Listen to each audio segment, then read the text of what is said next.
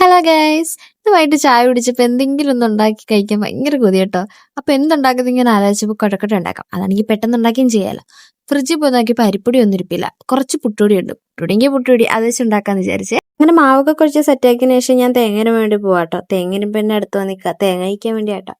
അങ്ങനെ ആവശ്യത്തിന് തേങ്ങയും തിരുമ്മി കുറച്ച് പൊന്നിനും കൊടുത്തിട്ട് ബാക്കി ഞാൻ പഞ്ചാര ഇടാം കേട്ടോ. പഞ്ചസാര ശർക്കരയെക്കാട്ടി എനിക്ക് ഇച്ചിരി കൂടുതൽ ഇഷ്ടമല്ല, എനിക്ക് ശർക്കര വലിയ ഇഷ്ടമല്ല. അതിനെക്കാട്ടി കൂടുതൽ എനിക്ക് പഞ്ചസാര കേട്ടോ.